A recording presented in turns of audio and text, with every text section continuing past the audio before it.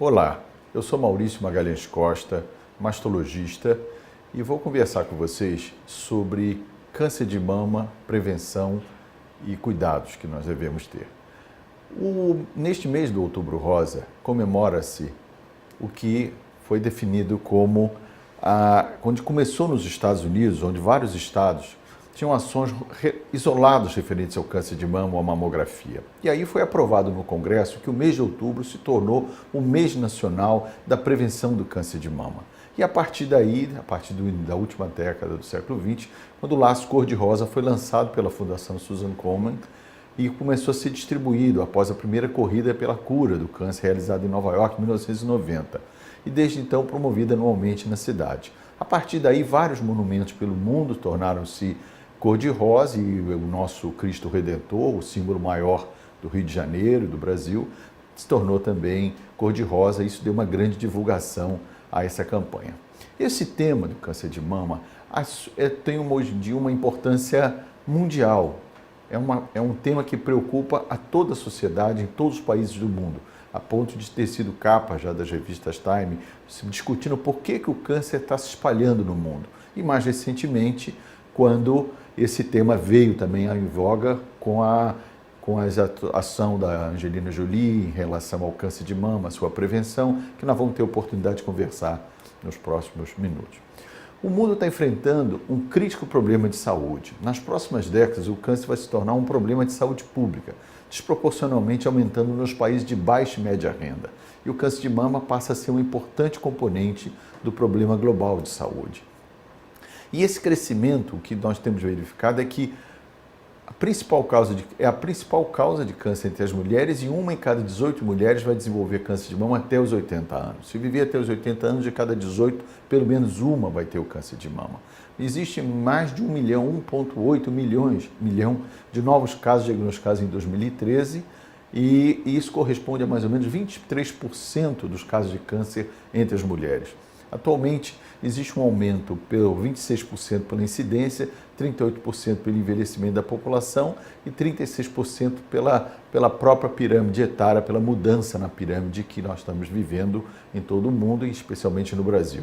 Essa taxa de incidência varia muito dos países menos desenvolvidos, como na África, onde é de 19 por 100 mil, até 90 praticamente por 100 mil na Europa Ocidental, onde existem as maiores taxas de incidência. As taxas de incidência também são altas em regiões desenvolvidas, exceto o Japão, que por peculiaridades culturais, alimentares, ele tem uma incidência mais baixa, enquanto que em países africanos essa incidência é mais baixa e provavelmente por causas de baixa notificação e também pelas questões culturais que nós vamos falar um pouco adiante. E estima-se que existam mais ou menos 4 milhões de mulheres que tiveram câncer de mama e que sobreviveram e que estão no nosso dia a dia vivendo suas vidas normais.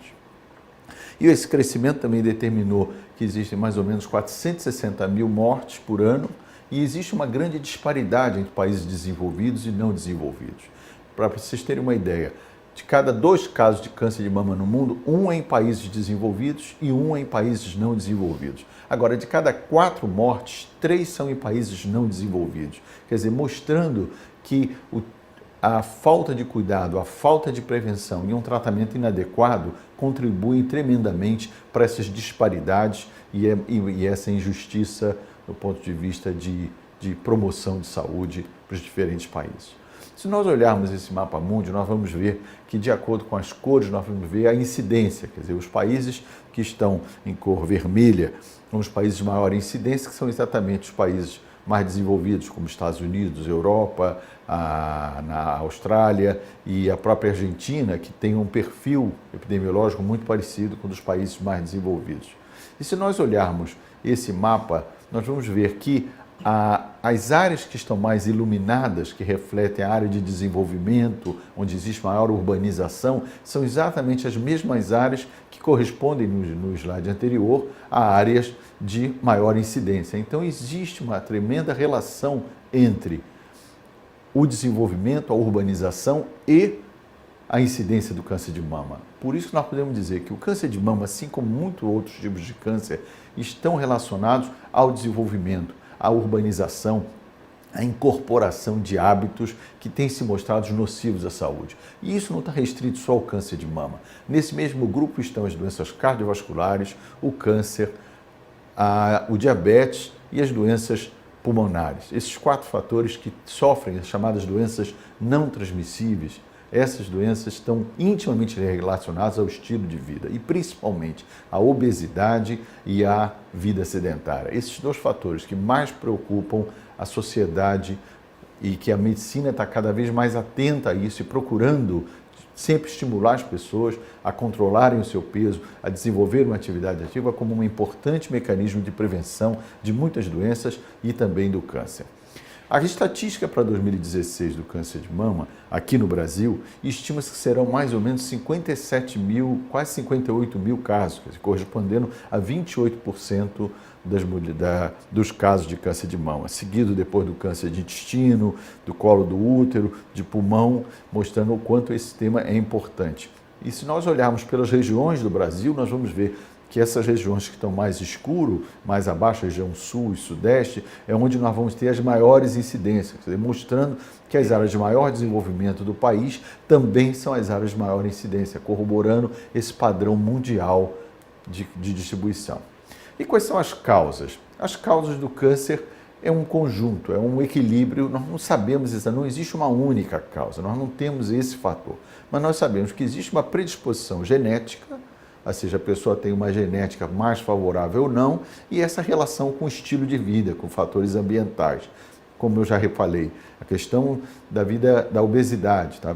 Hoje em dia está muito bem caracterizado os efeitos nocivos do sobrepeso, não só para as doenças cardiovasculares, mas também para o câncer. A vida sedentária e seguramente fatores poluentes externos devem estar contribuindo também para essa maior incidência. E se nós olharmos esse gráfico, nós vamos ver qual é o perfil dos fatores que influenciam essa incidência, seja nos países mais desenvolvidos ou nos menos desenvolvidos. O que nós vamos ver? Nos países mais desenvolvidos, na Europa, nos Estados Unidos, houve um aumento do uso da reposição hormonal, as mulheres passaram a fazer reposição na época da menopausa, houve uma alta prevalência da obesidade. Os Estados Unidos é o país de maior índice de obesidade do mundo e agora o México superou os Estados Unidos.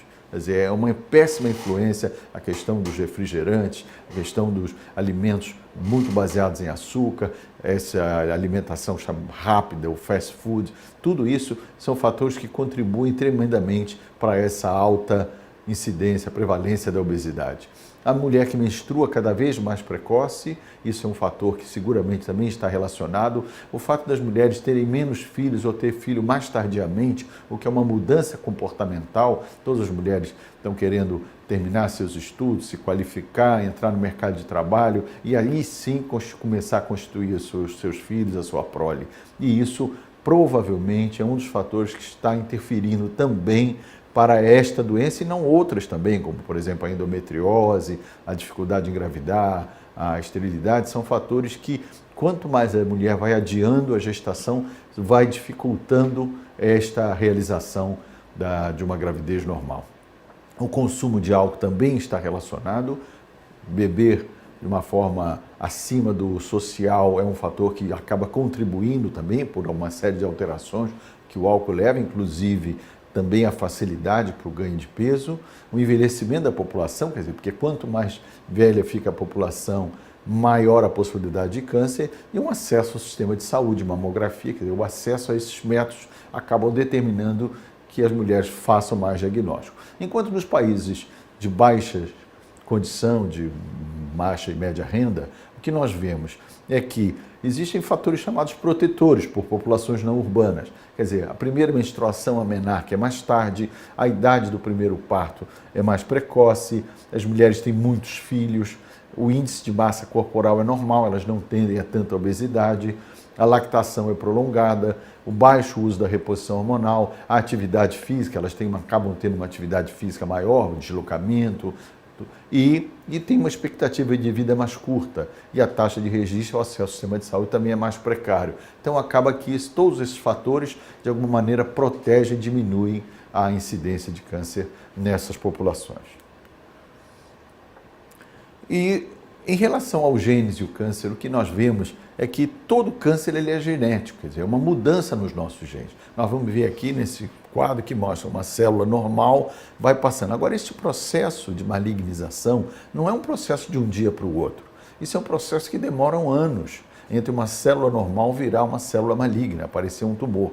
Então, esse processo são mutações genéticas que vão se acumulando nessas células e elas vão mudando o seu comportamento e vão parando de respeitar os critérios, aqueles critérios de comportamento das células e passam a se tornar autônomas e começa a ter um desenvolvimento desenfreado, começam a crescer muito e a partir de um determinado momento elas podem se soltar e ir para outras partes do corpo, que seriam as metástases. Então este processo demora muito tempo, mas sempre se passa por alterações nos genes, onde ocorrem erros na replicação celular, mas também muitos desses erros são danos ambientais causados por fatores externos que induzem essas mutações. E só 5 a 10% das mulheres, no máximo, são portadoras de mutações, elas nascem com mutações, que são esses casos que realmente caracterizam uma família de alto risco. A grande maioria dos casos de câncer, nós vamos ver aqui, 70% é considerado esporádico, ou seja, não tem ninguém na família, em uma ou duas gerações, que tenha tido câncer de mama. Quando existe realmente famílias com vários casos, mãe, irmã, tia, isso é mais ou menos 5%. Ou seja, o fato da mulher não ter ninguém na família com câncer de mama não é uma proteção, não é uma garantia que ela não vai desenvolver a doença. Então, os fatores principais para o câncer de mama são a obesidade, a primeira gestação tardia, o histórico familiar, mas principalmente quando tanto na família do pai ou da mãe, mas principalmente em mulheres jovens que tiveram câncer na família numa idade principalmente antes dos 50 anos, na pré-menopausa, as mulheres que tiveram menopausa tardia, porque mais tempo menstruando, e a questão alimentar está hoje considerado como um importante fator que contribui. Então, o que nós podemos fazer para prevenir? A mulher, primeiro, ela tem que estar consciente, ela tem que enfrentar isso, ela não deve se esconder, negar-se a seguir um programa adequado. O que ela tem que fazer? Além desses hábitos saudáveis de vida, um autoexame mensal após os 20 anos. A mulher tem que se examinar todo mês, basta uma vez por mês, depois da menstruação, ela fazer a palpação para conhecer a sua mama. O exame clínico anual após os 20 anos, toda mulher deve ir ao ginecologista, fazer um exame ginecológico e o exame da mama está incluído nesse exame ginecológico. A mamografia e a ultrassonografia anual após os 40 anos, em casos selecionados em mulheres de alto risco, é feito um rastreio personalizado. Aí o médico é capaz de dizer que exames ela deve fazer e em que periodicidade. Mas a regra geral é mamografia e ultrassom a partir dos 40 anos.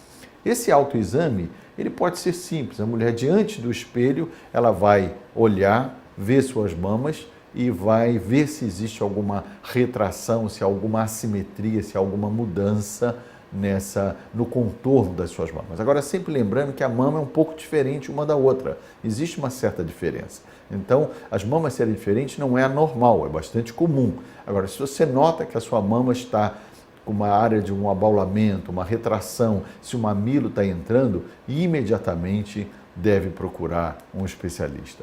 Essa palpação pode ser feita com a mulher deitada, com a mama direita ela vai palpar a mama esquerda, mas isso também pode ser feito durante o banho. Inclusive, se a mama estiver ensaboada, isso facilita, porque o atrito do tato fica menor e ela pode perceber mudanças.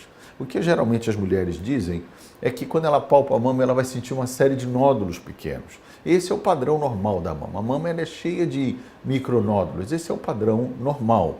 E é importante que a mulher conheça a sua mama, saiba reconhecer. Agora, quando ela notar uma diferença, ela notar entre aqueles nódulos um nódulo maior, diferente, aí ela deve procurar um especialista. Mas sempre lembrando que 90% dos nódulos de mama são benignos. O fato de ter um nódulo não é obrigatoriamente sinal de um câncer de mama, mas é um sinal de que ela deve prosseguir na investigação e investigar a causa.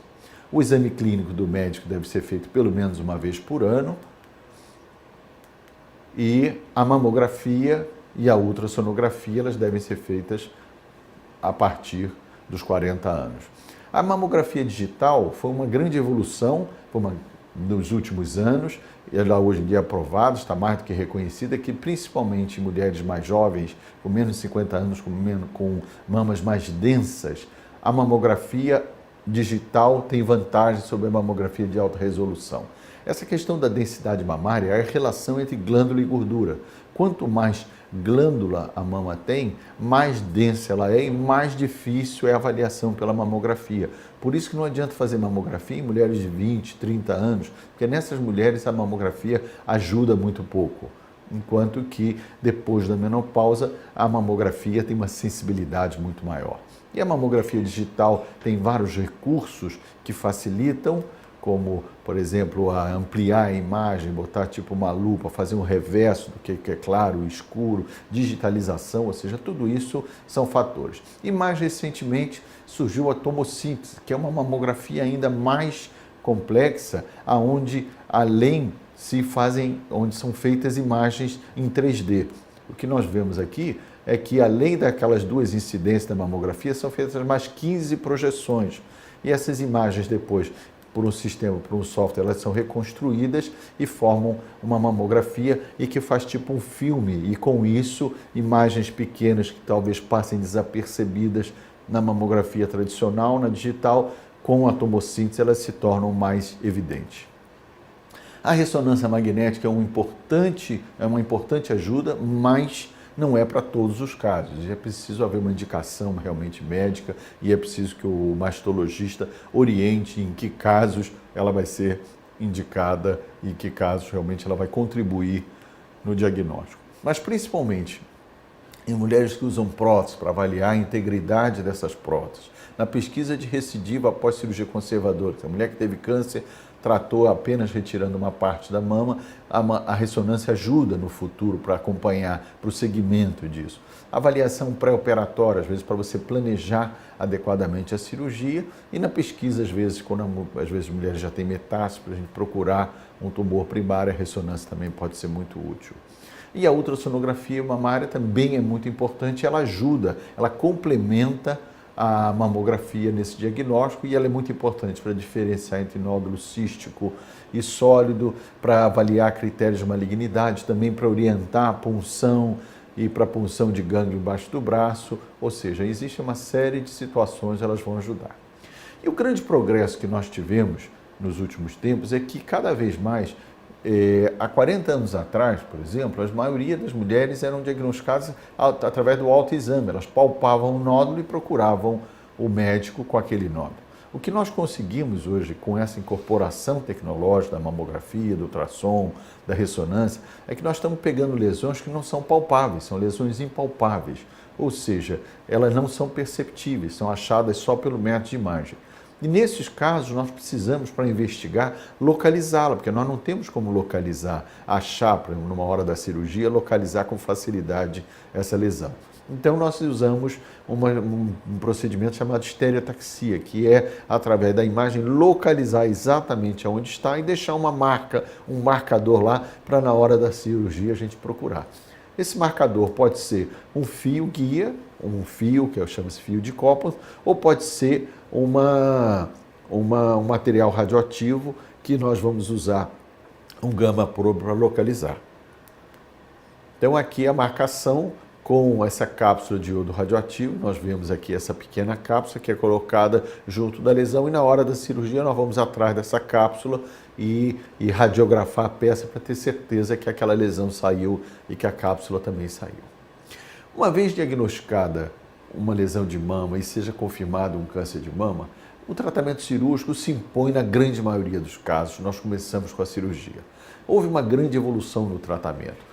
No final do século XIX, 1894, saíram os primeiros trabalhos sobre a mastectomia radical, que era aquela cirurgia onde se tirava a mama toda, tiravam todos os gânglios embaixo do braço, que é uma cirurgia extremamente mutiladora, depressiva para as mulheres. Depois houve uma evolução, essa cirurgia foi evoluindo para cada vez ser menos traumática, mas de qualquer maneira sempre significava uma mutilação importante. Mas a partir da década de 80 surgiram os primeiros trabalhos mostrando que a cirurgia conservadora ou seja, retirar só um segmento da mama, tinha resultados semelhantes à mastectomia em termos de taxa de cura. E isso foi um grande progresso. Isso permitiu que nós tratássemos as mulheres com uma cirurgia conservadora e complementasse com uma radioterapia, sempre que a mama é preservada e se completa com a radioterapia. E mais recentemente surgiram técnicas da mastectomia profiláticas em mulheres de alto risco,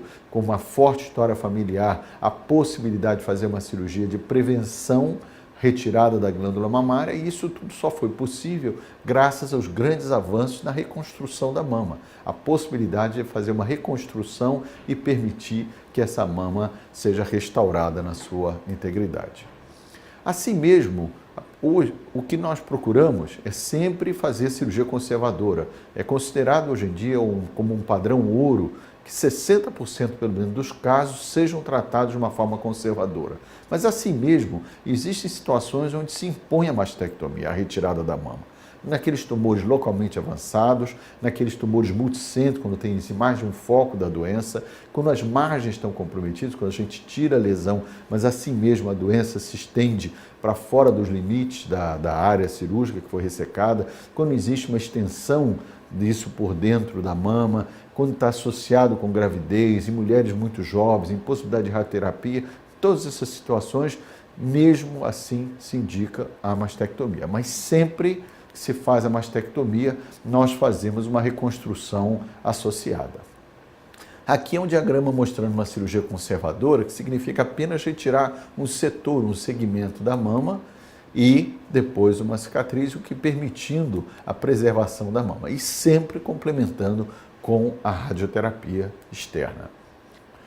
Um progresso que nós tivemos recentemente foi a cirurgia redutora de risco para câncer de mama, que o conceito é a remoção cirúrgica de parte do tecido mamário com a finalidade de diminuir a chance de desenvolvimento do câncer de mama. Agora, o que é importante frisar é que é impossível retirar todo esse tecido mamário. Como nós mostramos aqui nessas frutas, o que nós vemos é que mesmo que a gente tire toda a parte interna da fruta, é impossível, sempre alguma parte vai sobrar. Isso também acontece com a mama, ou seja, nenhuma técnica de mastectomia pode garantir a remoção total da glândula mamária devido à impossibilidade de estabelecer os seus reais limites. E estima-se uma redução em mais ou menos 90%. Agora, sempre que isso é feita uma reconstrução, seja com próteses, com implantes expansores, e existem vários diferentes perfis para se dar o contorno mais natural e resgatar, como nós vemos aqui, é possível fazer uma cirurgia e ter um ótimo resultado estético, mantendo essa integridade da mama feminina. Então, o que nós podemos finalizar e concluir é que hoje em dia nós precisamos estimular programas de educação comunitária. É importante essa iniciativa de explicar, de trazer o conhecimento, porque o conhecimento abre a mente das pessoas, permite que elas se tomem decisões e atitudes mais adequadas. Nem sempre é fácil ter essas informações através de mídias sociais, de Google. É importante que a pessoa tenha acesso a informações, ao real conhecimento, para poder se proteger. Então, esses programas de educação comunitária são muito importantes. Programas de rastreio e diagnóstico precoce, como autoexame, exame clínico e mamografia, devem ser feitos. A mulher deve se proteger, fazer esses exames.